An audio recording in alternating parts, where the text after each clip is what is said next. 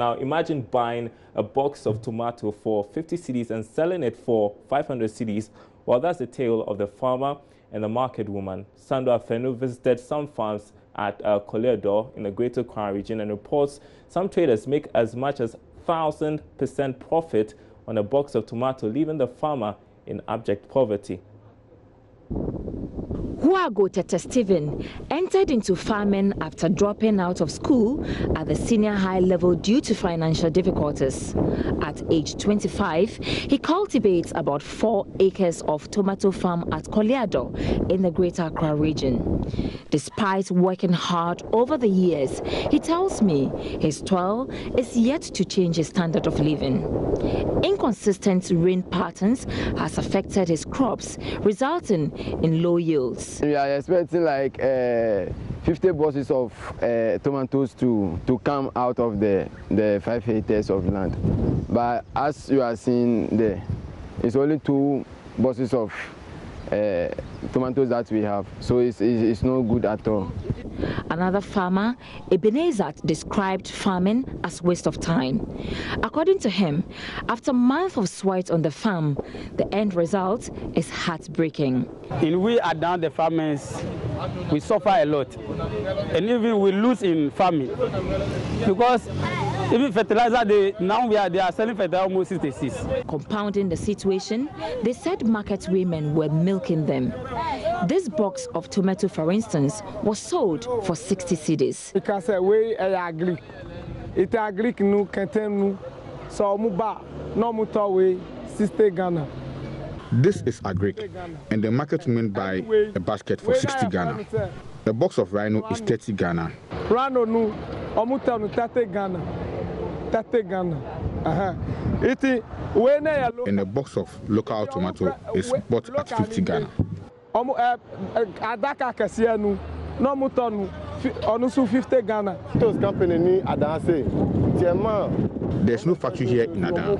If we had a factory, things would be much better. The traders, on the other hand, blame their low pricing on lack of market.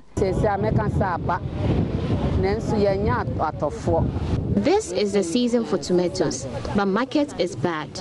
I bought this basket for 60 cedis. Transportation from the farm is 10 cedis. Loading is 2 cedis, and transportation to Accra is also 10 cedis. Our checks revealed a box of tomatoes would have cost Madame Bruce Bio a total of 72 cedis on a box to the Malamata market where she retails it. Based on this calculation, I decided to check on the price of tomato at the Malamata market. We are currently at the Malamata market to find out how these retailers are actually selling the tomato on the market, and I have with me Auntie Julie to tell me how much she's selling her tomatoes. Adakano enne yetowei 500 Ghana. I bought a box of agric tomato today for 500 cedis and the rhino for 300 cedis. So I also sell the smallest bowl of the rhino for 5 cedis and the agric for 7 cedis.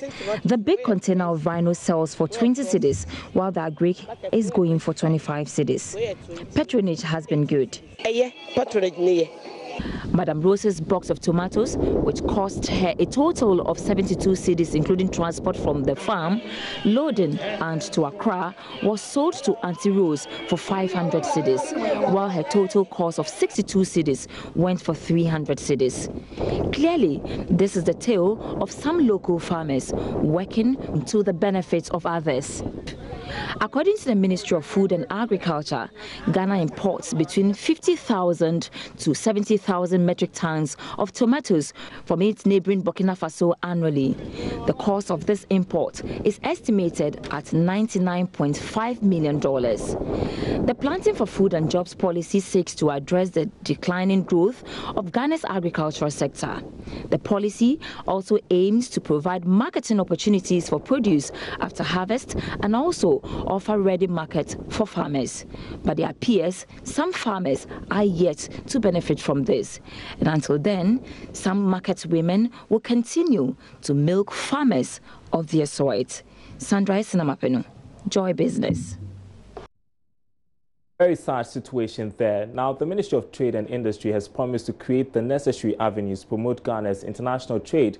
This comes on the heels of Ghana's drop in the World Bank's Ease of Doing Business rankings. Now, with the introduction of a paperless system at the port, government hopes to improve its position on the rankings. The forum brought together stakeholders in international trade who deliberated on ways to help improve export and import processes in Ghana.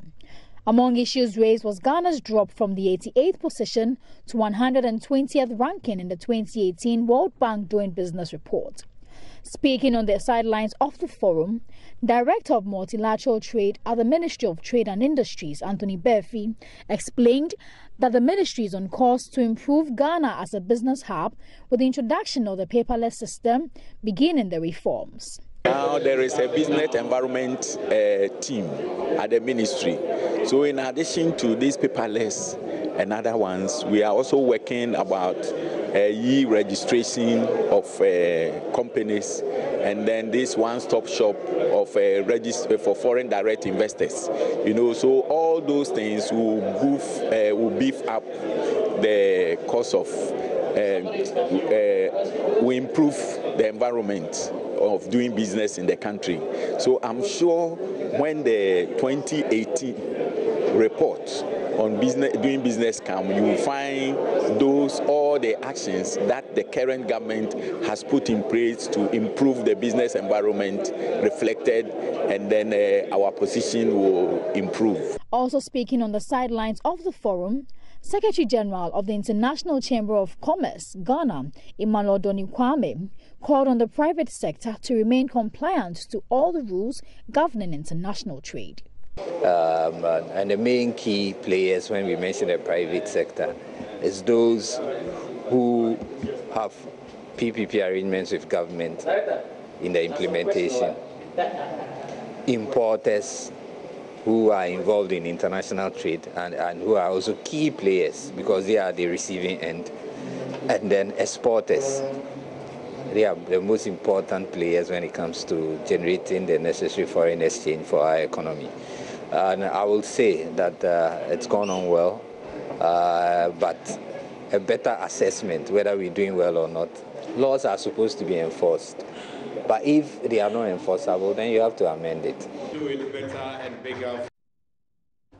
Well, speak of trade, President of the Ghana Union of Traders Association, GUTA, Dr. Joseph Obeng, has called for calm among traders at Tiptoe Lane here in Accra. The call comes as Ghanaian mobile phone dealers this morning prevented their Nigerian counterparts from opening their shops.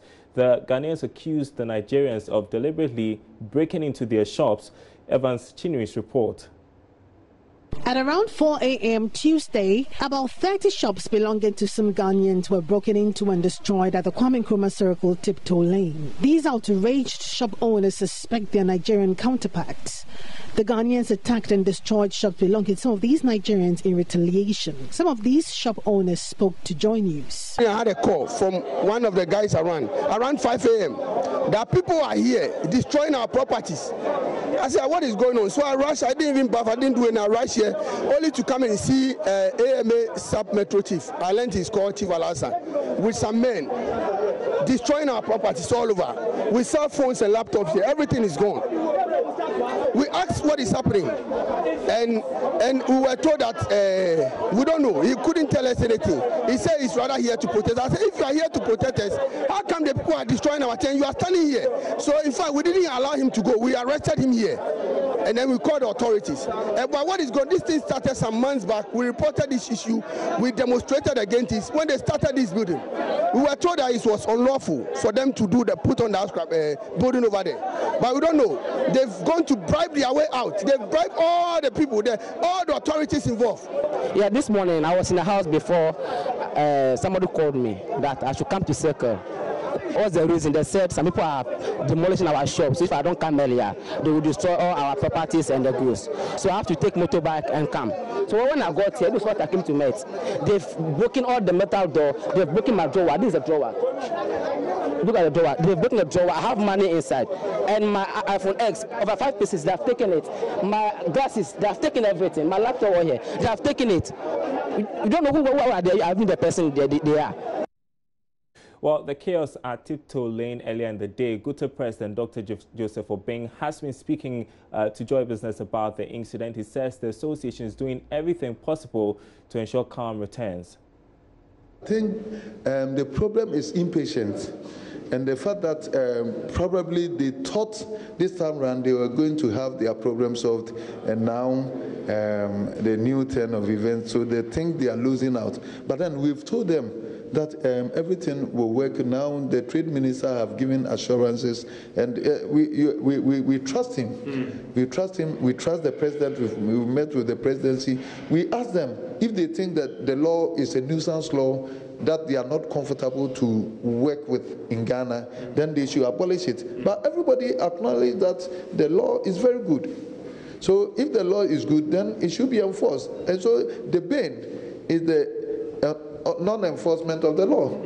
All this that is happening because now it has gotten so much that the locals are virtually being pulled out. Have you gotten the minister's commitment that they are going to work to resolve to the enforcement of the law? He has given full commitment. Even we're in Kumasi with National Security Advisor. We are there with the president himself because we had to solve the Swami issue.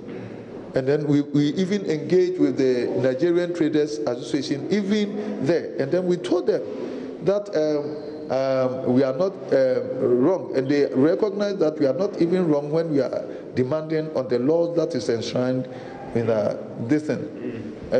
So what is left is only the enforcement aspect, and then people think that it's business as usual. And that's why this time around people are being skeptical. They are coming to tell us that they are coming to work. We formed this task force about 3 times and never worked and all that. But we are trying to tell them to get cool down because the minister has given the assurances, and we trust this minister.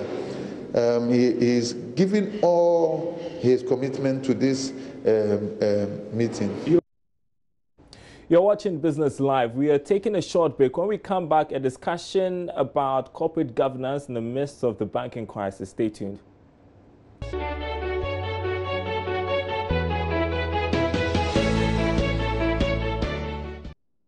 Thanks so much for your time, and you're so watching Business Live, and we're coming to discuss issues on corporate governance.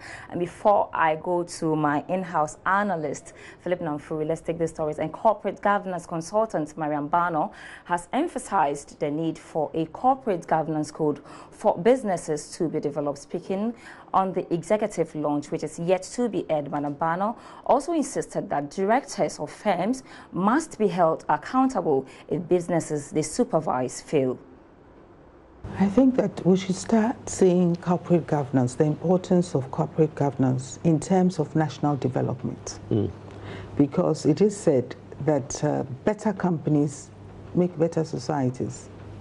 So if we're going to drive this nation in terms of economic development, we have to focus attention on corporate governance and move beyond the rhetoric. Because everybody is now, corporate governance. When a bank feels lack of corporate governance, when this company feels lack of corporate governance. But then there has to be an intentional, deliberate, and conscious efforts to implement good corporate governance. And I think the first thing is that as a country, we should provide some guidance. So Ghana must develop a generic corporate governance code. Generic in the sense that it can be tweaked and applied to different industries. But Ghana should be able, Nigeria has a code, Zambia has a code, I know Kenya has a code. Some time ago, I know that the Securities and Exchange Commission, but that was for a specific. But Ghana as a nation, if we are serious, we should develop Ghana's code for corporate governance, which gives direction to everybody, every organization, every business, every enterprise, every NGO, every football club, every church, so that it permeates the fabric of our society. So that's the first thing. We should make it we should set people thinking when they are asked to go on boards, because sanctions should be applied for directors who fail. Because people think that, oh, going on the board is a status symbol. Now, when you choose to go on the board, you think twice. That is why in the developed states, they go for directors' insurance to protect them against any liability that any stakeholder will take. But in Ghana, directors go supervise the company goes bust, they walk away, and nobody says anything. But directors must be made responsible, and they be made accountable. So that is where we have to put in the frameworks, guidance. Boards must be trained. Directors must be equipped. Take them through training. I believe that every director must appreciate financial statements. Otherwise, what are you doing on the board? You take the company's balance sheet. You should be able to tell what it means. Yes. Interesting thoughts from Mariam Bano, and this is to be aired on the Executive Lounge, but that's really set the pace for the discussion. Our in-house analyst and researcher, Philip Namfuri, joins me. Hello. You heard her, yes, but what more can you tell us about the relationship that exists between actors in a firm or a company? Okay, so this relationship exists between one, shareholders, those who own the firm, two, the board of directors. Shareholders appoint board, and three, the board of directors appoint managers of the firm. Then we have the outside stakeholders like you and I, governments, etc. Now, in this relationship, is what we term corporate governance, how to align the interests between all these stakeholders. Corporate governance also can be looked at the point where we look at procedures, processes, and controls that are in place for managing a firm. You know, as corporations developed over history, owners were separated from managers in the sense that when you own the firm, you're not the same person that goes to work every day to manage the firm. Is that the case here? That's the case here. So you look at, for example, some corporations in Ghana are owned by, for example, SNIT. SNIT owns a lot of stakes in companies, in terms of companies listed on the Ghana Stock Exchange. SNIT will appoint some members on the board, and these board members also pick managers of the firm. So we're just trying to align the interests of managers and shareholders. And in this alignment of interest, there are a number of things they do. They are what we call controls. Either you look at it from internal controls, where you have the auditors, and external controls, where we have the external auditors, the KPMGs and all those firms. Then we have what we call incentives, when they give managers a lot of money. You see them driving their flashy cars. Yes, you are supposed to do that. You're supposed to give them that money so that they turn what they are supposed to do to the shareholder, because firms exist to generate value for shareholders. But does the money always translate to good governance practices? It doesn't always. It doesn't always. But I think people always think that, okay, if you give somebody huge sums of money, you're trying to get him or her to do the work. But does that really translate to following the procedures that exist in an organization? There are some cases where giving them a lot of money, bonuses, stock options, flashy cars, homes, ramps up the propensity to take a risk. So the manager of the firm starts taking a lot of risk, so that he knows that, okay, if his company hits this certain share price or stock price, he's going to get more. So sometimes, yes, it drives them to do the right thing. At the same time, also, it drives them to do the bad thing. I see. What's happening in the banking sector, the crisis that we are experiencing, has actually brought to bear the role of board of directors of these companies. So where do they come in? What's the role of the board of directors, and how do you separate them from ownership of these companies? Okay, so like I said, the shareholders will appoint the board. Now, the board of directors have two main roles. And if you look into corporate governance literature, they have the performance roles and the conformance roles. Conformance, as the name suggests, conform with the rules and regulations set by. So board of directors are supposed to ensure that the entirety of the firm is supposed to follow rules and regulations of the particular sector in which they operate. Performance roles are supposed to ensure that the firm is putting in strategies that will build up staff numbers, staff morale, their branding and stuff like that, to make them visible, to make them grow. So those two roles must be played very well by the board. And the board is vested with all the powers to oversee that this is done. So what should a strong board look like? How should it look like in the first place? Let me start from Ghana's governance scenario. In Ghana, we have what we call the unitary board. One board, like 8 to 16 members on the board. That's also a number where corporate governance experts say that it's right to have. When you have too many members on the board, it slows down decision making. When you have too little, it stifles decision making. So one is good numbers on the board. Another one that's come up is the executive versus non-executive. Now, when you're an executive member, it means that you play a day-to-day role in the company. So maybe you know some MDs can be found on boards of companies. You are an executive member. Okay. Or, for example, a shareholder. Or maybe you have appointed somebody who has a stock option or who has a shareholding in your company. He's executive. The person becomes non-executive when he doesn't play a role in the company. All right, Phil Nafuri, we don't have enough time. Thanks so much for coming to explain all these things to us. But we're still watching Business Live, but we'll pause for a break and we'll be back. That will be joining me.